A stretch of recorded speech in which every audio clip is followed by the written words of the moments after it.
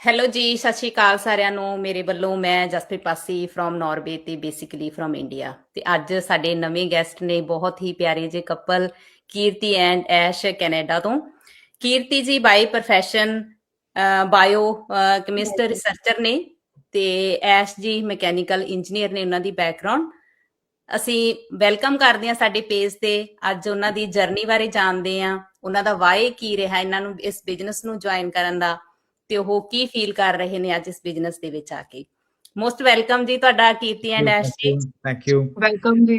Thank you so much. ਪਹਿਲਾਂ ਤਾਂ ਜਸਪ੍ਰੀਤ ਜੀ ਤੁਹਾਨੂੰ ਐਂਡ ਗੀਤਾ ਜੀ ਤੁਹਾਨੂੰ ਬਹੁਤ thank you so much for inviting us, for having us hair.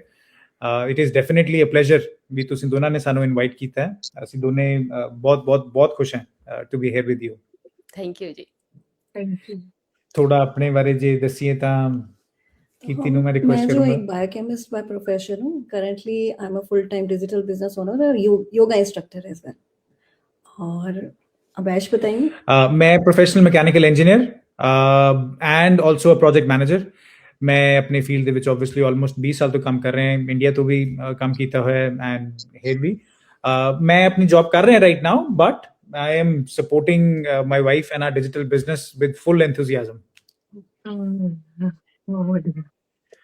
Thank you. ਹਾਂਜੀ, ਤੁਸੀਂ ਪਲੀਜ਼ ਆਪਣਾ ਇਸ ਬਿਜ਼ਨਸ ਨੂੰ ਜੁਆਇਨ ਕਰਨ ਦਾ ਸਾਡੀ ਆਡੀਅנס ਨੂੰ ਵਾਏ ਦੱਸੋ। ਇੰਨਾ ਵਧੀਆ ਤੁਹਾਡੇ ਕੋਲੇ ਪ੍ਰੋਫੈਸ਼ਨ ਆਲਰੇਡੀ ਹੈ ਹਨਾ, ਤੁਸੀਂ ਮਕੈਨੀਕਲ ਇੰਜੀਨੀਅਰ ਹੈਗੇ ਹੋ, ਕੀਰਤੀ ਜੀ ਬਾਇਓ ਕੈਮਿਸਟ ਰਿਸਰਚਰ ਨੇਗੇ, ਫਿਰ ਵੀ ਤੁਸੀਂ ਇਸ ਬਿਜ਼ਨਸ ਨੂੰ ਜੁਆਇਨ ਕੀਤਾ ਤੇ ਇਹਦਾ ਰੀਜ਼ਨ ਕੀ ਰਿਹਾ ਇਸ ਨੂੰ ਜੁਆਇਨ ਕਰਨ ਦਾ? बहुत सारे रीजन थे एक्चुअली। पहले तो जब जैसे ही एज ए इमिग्रेंट हम लोग यहाँ पे आए, मतलब मैं मैरिज के बाद आई, और ना ये फील हुआ कि मेरी लाइफ तो दोबारा से सर्कल ले गई। मतलब सारी रीस्टार्ट हो रहा है यहाँ तो। मतलब मेरे को दोबारा से सारी चीजें करनी है। और जॉब्स करनी पड़ी शुरुआत में, साथ साथ एजुकेशन भी ले रहे थे, दोनों ही कर रहे थे अपना अपग्रेडेशन।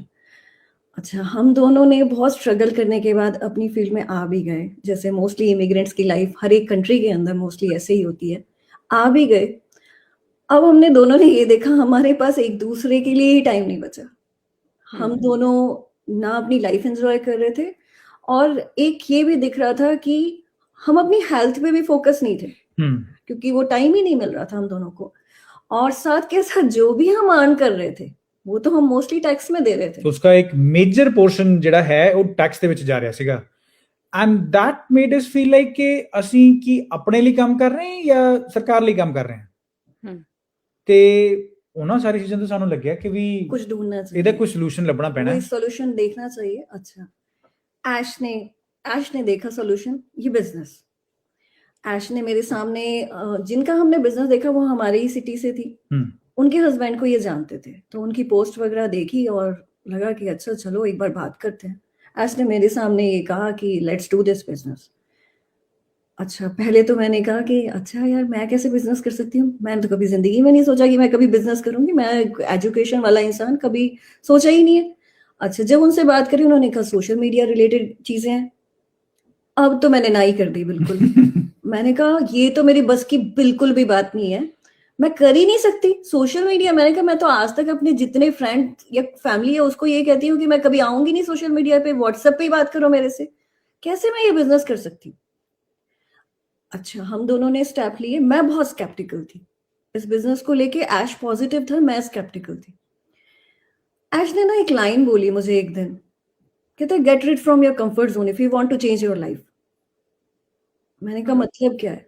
कहते अभी तक जो कुछ कर रही है उससे अगर तेरे को हैप्पीनेस नहीं मिल रही है, उस तरह का पीस नहीं मिल रहा है, तू फील कर रही है, बैड फील कर रही है चीजों को, तो अपनी कंफर्ट जोन से बाहर निकल। क्या पता वहीं पे तेरी सक्सेस और जुड़ी हुई हो, वहीं पे तेरी हैप्पीनेस जुड़ी हुई हो।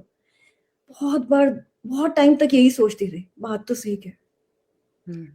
बस वो दिन था, उसके बाद जर्नी शुरू हो गई। उसके बाद हमने कहा okay fine, let's do this.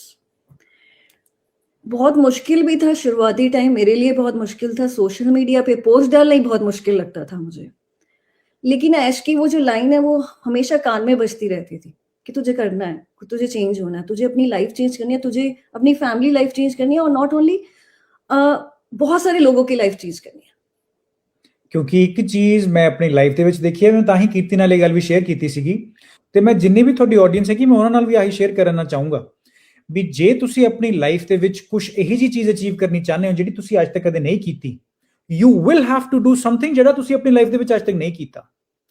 ਜੇ ਤੁਹਾਨੂੰ ਲੱਗਦਾ ਹੈ ਕਿ you can achieve your dreams without actually stepping out of a comfort zone, ਜੇ ਤੁਸੀਂ ਆਪਣੇ ਕੰਫਰਟ ਜ਼ੋਨ ਤੋਂ ਬਿਨਾਂ ਬਾਹਰ ਗਏ ਉਹ ਸਾਰੀ ਚੀਜ਼ਾਂ ਅਚੀਵ ਕਰ ਸਕਦੇ ਹੋ, ਯੂ ਆਰ ਮਿਸਗਾਈਡਡ। ਤੁਹਾਨੂੰ ਉਹ ਬਹੁਤ ਅਨਕੰਫਰਟੇਬਲ ਸਟੈਪਸ ਲੈਣੇ ਪੈਣੇ ਹੈ in order for you to achieve your dreams. Dreams have a cost. Are you prepared to pay for it or not? ਗੱਲ ਇੱਥੇ ਆਉਂਦੀ ਹੈ। ਅਸੀਂ ਘਰੇ ਬੈਠੇ ਤਾਂ ਕਹਿ ਦਿੰਦੇ ਆ ਫਲਾਣਾ ਮਿਲੀਅਨਰ ਬਣ ਗਿਆ, ਫਲਾਣਾ ਬਿਲੀਅਨਰ ਬਣ ਗਿਆ, ਉਹਨਾਂ ਦੀ ਜਰਨੀਜ਼ ਕਦੇ ਪੜ੍ਹ ਕੇ ਨਹੀਂ ਵੇਖਦੇ ਆਪਾਂ। ਐਗਜ਼ੈਕਟਲੀ। ਬੰਦਾ ਨਾ ਆਪਣੇ ਚੈਪਟਰ 2 ਨੂੰ ਉਹਨਾਂ ਦੇ ਚੈਪਟਰ 25 ਨਾਲ ਕੰਪੇਅਰ ਕਰਦਾ ਹੈ। ਅਨਕੰਫਰਟੇਬਲ ਹੋਣਾ ਨਹੀਂ ਚਾਹੁੰਦਾ ਤੇ ਵਿਦਆਊਟ ਅਨਕੰਫਰਟੇਬਲ ਹੋਣਾ ਤਾਂ ਸਕਸੈਸ ਆਊਗਾ ਨਹੀਂ, ਉਹ ਤਾਂ ਪੋਸੀਬਲ ਹੀ ਨਹੀਂ ਹੈ। if it's easy it is not worth it, and if it is hard it is going to change your life. Exactly. और फिर एक बहुत डिफरेंट चीज हमारे साथ 2017 में हुई कि हम दोनों जैसे जॉब कर रहे हैं, ऐश की जॉब एकदम चली गई। हमारे पेरेंट्स आए हुए थे, हम उनको ये नहीं बोले कि हम ऐसा हो गया है, इन्होंने मेरे को बस उस टाइम हम अपार्टमेंट में रहते थे, नीचे बुलाया कि ऐसा हो गया है। पापा मम्मी के जाने का टाइम था तो हम दोनों ने सोचा कि इनको टेंशन क्या देनी, जाएंगे टेंशन में जाएंगे। पर ना हम दोनों ने उस टाइम ये डिसाइड कर लिया कि ये प्रॉब्लम तो आगे भी आ सकती है। वो भी एक बहुत इंपॉर्टेंट रोल प्ले करता था हमारी उस ब्रेक थ्रू पीरियड का, कि बिजनेस में आने का। वहां से हमें ये देखा कि ये प्रॉब्लम तो आगे किसी भी टाइम, क्योंकि आज का जो जॉब मार्केट है वो बहुत वॉलेटाइल है, कभी यहाँ से किसी की जॉब जा रही है, कभी यहाँ से किसी की जॉब जा रही है। तो हमें ये दिख गया था कि यस, एक इनकम सोर्स पे वर्क करना बेवकूफी है। बिल्कुल। तो हमें कुछ ना कुछ ढूंढना ही पड़ेगा। ਆ ਸਾਰੇ ਰੀਜ਼ਨ ਸੀਗੇ ਜਿਹੜਾ ਅਸੀਂ ਬਿਜ਼ਨਸ ਸਟਾਰਟ ਕੀਤਾ। ਥੈਂਕ ਯੂ ਜੀ, ਬਹੁਤ ਵਧੀਆ ਲੱਗਿਆ ਤੁਹਾਡਾ ਰੀਜ਼ਨ ਸੁਣ ਕੇ। ਬਹੁਤ ਸਾਰੀ ਆਡੀਅנס ਜਿਹੜੇ ਸਾਡੇ ਸੁਣਦੇ ਹੋਣਗੇ ਸਾਨੂੰ, ਉਹਨਾਂ ਨੂੰ ਕੁਛ ਨਾ ਕੁਛ ਲਰਨ ਕਰਨ ਨੂੰ ਮਿਲੇਗਾ ਜੋ ਤੁਸੀਂ ਅੱਜ ਇੱਥੇ ਹੈ ਨਾ ਸਾਡੇ ਨਾਲ ਸ਼ੇਅਰ ਕੀਤਾ। ਹਾਂਜੀ ਗੀਤਾ ਜੀ, ਤੁਹਾਡਾ ਕੁਐਸਚਨ ਕੀ ਪੁੱਛਣਾ ਚਾਹੁੰਦੇ? ਮੇਰਾ ਕੁਐਸਚਨ ਇਹ ਸੀਗਾ, ਤੁਸੀਂ ਸਾਨੂੰ ਆਡੀਅנס ਨੂੰ ਦੱਸੋ ਕਿ ਸਾਈਡ ਹਸਲ ਦੇ ਵਿੱਚ ਤੁਸੀਂ ਬਿਜ਼ਨਸ ਨੂੰ ਕਿੱਦਾਂ ਮੈਨੇਜ ਕਰ ਸਕਦੇ ਹੈਗੇ ਆ? ਮਤਲਬ ਬੱਚਿਆਂ ਨੂੰ ਟੇਕ ਕੇਅਰ ਕਰਨਾ, ਜੌਬ ਵੀ ਕਰ ਰਹੇ ਹੋ ਤੁਸੀਂ, ਹਾਂਜੀ, ਕਿੱਦਾਂ ਇਹਨੂੰ ਤੁਸੀਂ ਮੈਨੇਜ ਕਰ ਸਕਦੇ ਹੈਗੇ ਆ? ਦੇਖੋ ਜੀ, ਇਹਦਾ ਆਨਸਰ ਬਹੁਤ ਸਿੰਪਲ ਵੀ ਹੈ ਤੇ ਬਹੁਤ ਡਿਫਿਕਲਟ ਵੀ ਹੈ, ਬਟ ਆਨਸਰ ਸੇਮ ਹੈ।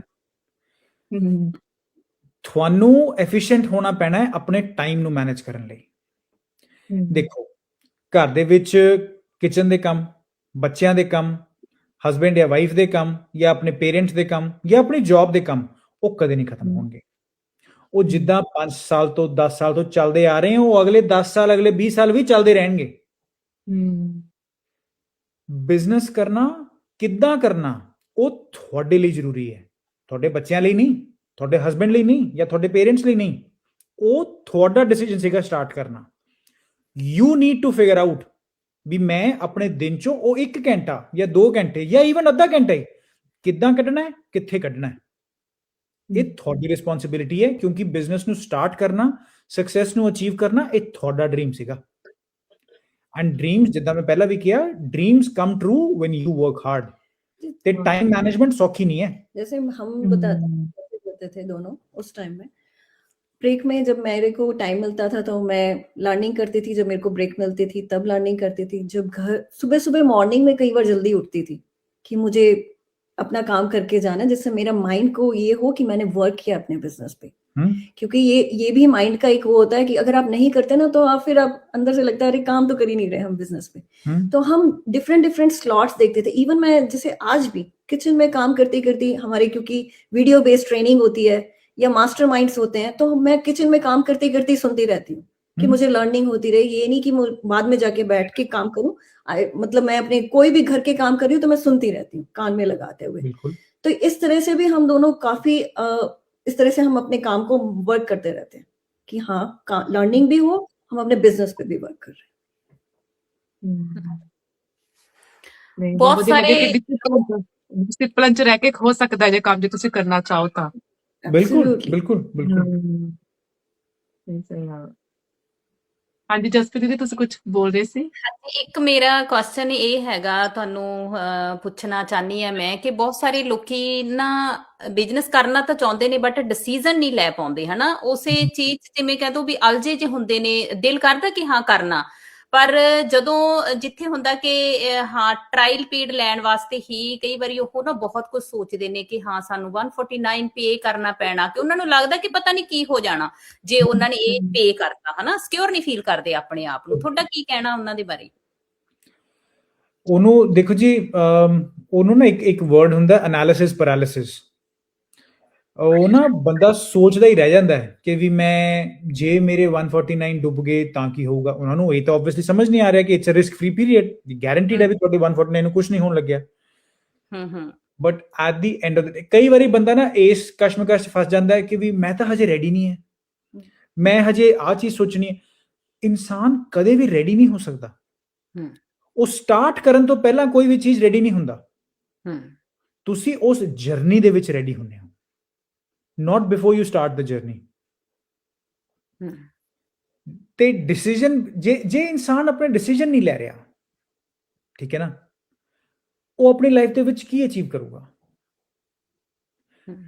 ਹਰ ਚੀਜ਼ ਜ਼ਿੰਦਗੀ ਦੀ ਜਿਹੜੀ ਇੱਕ ਜ਼ਿੰਦਗੀ ਨੂੰ ਸ਼ੇਪ ਕਰਦੀ ਹੈ it is culmination of a decision ਉਹ ਇੱਕ ਡਿਸੀਜਨ ਦੇ ਬੇਸ ਹੀ ਚੀਜ਼ ਹੁੰਦੀ ਹੈ ਜੇ ਤੁਸੀਂ ਦੋਨਾਂ ਨੇ ਇਸ ਵੇਲੇ ਬਿਜ਼ਨਸ ਸਟਾਰਟ ਕਰਨ ਦਾ ਡਿਸੀਜਨ ਨਾ ਲਿਆ ਹੁੰਦਾ ਤੁਸੀਂ ਦੋਨੇ ਅੱਜ ਬੈਠ ਕੇ ਇੱਥੇ ਮੈਨੂੰ ਤੇ ਕੀਰਤੀ ਨੂੰ ਮਿਲ ਨਾ ਰਹੇ ਹੁੰਦੇ